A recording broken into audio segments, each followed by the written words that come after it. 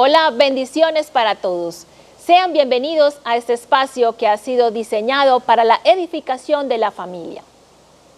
Tenemos la fuerte convicción de que la palabra de Dios es la que puede transformar corazones y restaurar familias conforme al diseño de Dios. En una anterior reflexión titulada Como sabios, estoy hablando acerca de cómo es el esposo que tiene la sabiduría de Dios y cómo puede él practicarla con su esposa. Y en esta oportunidad me dirigiré a la esposa y cómo es ella cuando recibe la sabiduría de lo alto, es decir, la sabiduría que proviene de Dios. La palabra esposa significa tejedora. La esposa es la que teje el hogar en el diseño y la belleza que Dios diseñó ser. Todas las hebras que se deben complementar entre sí y contar una con otra para expresar la voluntad del tejedor. Un hogar tejido por una esposa expresará la gracia y la belleza que revela la obra del Espíritu Santo en todas las actividades diarias. Se reflejará claramente en la vida de su esposo y por ende en la vida de sus hijos. Mira lo que dice la palabra de Dios en Proverbios capítulo 14, versículo 1, en la versión Reina Valera del 60. Dice, la mujer sabia edifica su casa, mas la necia con sus manos la derriba. La palabra casa, usada en la Biblia, no solamente se refiere a una vivienda en particular, sino a una familia, a una línea generacional o hasta a una nación. Entonces, en otras palabras, este versículo no nos está hablando de una mujer que está edificando una casa para habitar, sino que está edificando su familia, sus generaciones, aquellas que vendrán después de ella. Y esta es la gran diferencia entre la mujer sabia de aquella que es necia. La esposa que actúa con necedad estará enfocada en el aquí y en el ahora, en lo inmediato. En cambio, la mujer que actúa con sabiduría impactará a su cónyuge y a sus siguientes generaciones, a sus hijos, nietos y bisnietos. Entonces, la sabiduría bíblica tiene que ver con el saber vivir. Por eso es esta pregunta, ¿cómo es la esposa que tiene la sabiduría de Dios? En primer lugar, la esposa que tiene la sabiduría de Dios es constructora. Es la que está llamada por Dios a edificar su familia. Ella, al construir, tiene un papel protagónico, no tiene un papel secundario a la hora de edificar. Para construir o para edificar un hogar con destreza, debe pedir primeramente orientación a Dios, quien es el arquitecto de la familia.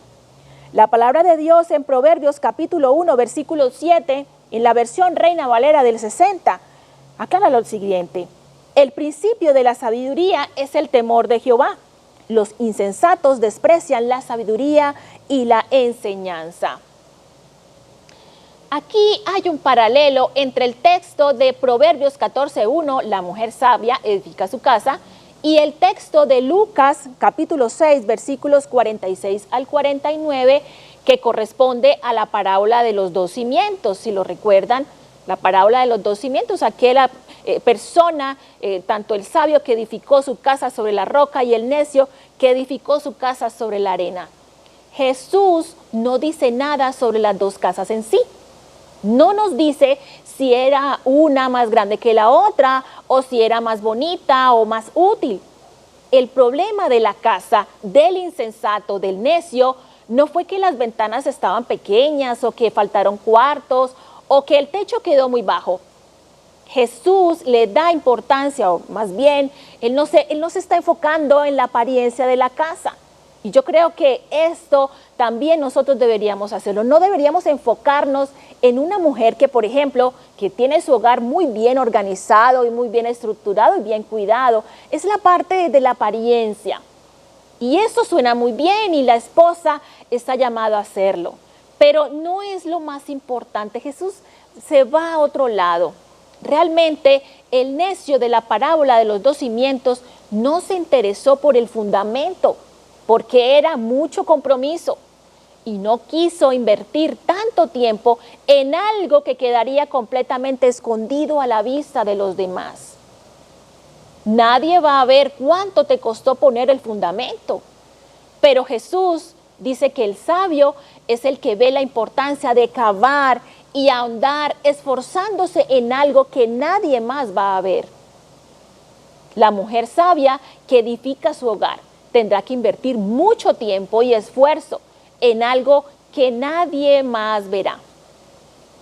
Y esto es porque la sabiduría no se desarrolla en público, no, se desarrolla en la intimidad con el Señor Jesucristo. Entonces, la esposa fundamentará su vida y la de su familia sobre el oír, pero también sobre el obedecer la palabra de Dios. Entonces, teniendo como base esta perspectiva, la esposa sabia es aquella que edifica su vida y hogar tomando en cuenta a Dios en todo lo que hace. La palabra de Dios es muy clara y lo dice en el Salmo capítulo 127, versículo 1, Salmo 127, 1, en la traducción lenguaje actual. Dice: si Dios no construye la casa, de nada sirve que se esfuercen los constructores. Así es. En segundo lugar, una esposa sabia tiene sus prioridades en orden. Ella dará prioridad a su cónyuge, intercediendo por él, clamando al Señor para que su esposo pueda tomar decisiones basadas en Dios y no basadas en sus emociones. Igualmente, la esposa está llamada a vigilar el estado espiritual de sus hijos. La palabra de Dios en Mateo capítulo 16, 26, en la Nueva Traducción Viviente dice: ¿y qué beneficio obtienes si ganes el mundo entero, pero pierdes tu propia alma? ¿Hay algo que valga más que tu alma? La eternidad es la herencia que hay que dejarle a nuestros hijos. Eso es evidente en lo que nos dice la palabra de Dios en la primera a Pedro, capítulo 1, versículo 4. Por ejemplo, debe ser una prioridad para la esposa el que los hijos conozcan del Señor lo antes posible. Es muy importante. Te hago esta siguiente pregunta, manera de reflexión, querida esposa. ¿Cuánto tiempo dedicas para orar con y por tu esposo? ¿Cuánto tiempo dedicas para orar con y por tus hijos? ¿Cuánto tiempo permaneces en la presencia de Dios para adquirir una belleza inteligente, tal como lo hizo Abigail, quien tuvo un esposo necio? Así como en la anterior reflexión sobre cómo es el esposo sabio y qué necesidades debe suplir en su esposa, el siguiente punto está enfocado en cómo la esposa puede suplir también las necesidades del esposo, del varón. Y por eso quiero ingresar al tercer punto. Tercero, la esposa que tiene la sabiduría de Dios cubrirá la mayor necesidad del esposo, la del respeto. El esposo lo está pidiendo con urgencia, ser respetado. Esta constituye la clave para tener un esposo feliz, el que sea respetado por su esposa. El respeto es una de las mayores necesidades del esposo y toda esposa debe satisfacerla si quiere tener a su lado un esposo feliz. Por ejemplo, el respeto comienza cuando una esposa honra el liderazgo de su esposo, no porque él sea superior a ella, sino porque es la persona a quien Dios revistió de autoridad. Recordemos que la palabra autoridad significa el que es el mayor siervo para el hogar, el esposo. En otras palabras, el respeto no está dirigido al hombre, sino a la autoridad que Dios depositó en él. De pronto te puedes preguntar, querida esposa, ¿cómo puedes respetar a tu esposo? Te voy a indicar aquí algunas recomendaciones sobre cómo en la vida práctica puedes respetar a tu esposo para suplir esta necesidad urgente en él y la mayor de todas las necesidades. En primer lugar, conviértete en la aliada de tu esposo. Tú debes ser la fan número 1 de tu esposo. Acéptalo como es. Aprecia lo bueno y ora por cada una de sus debilidades. Asimismo, debes mostrar interés por todos sus proyectos, sus sueños Y tú también debes participar en ayudarle a realizar cada sueño y cada proyecto. Acompáñalo para que él pueda hacer lo que a él le gusta. Esto corresponde a una de las necesidades en él. Otra recomendación, trátalo con la mayor cortesía y delicadeza.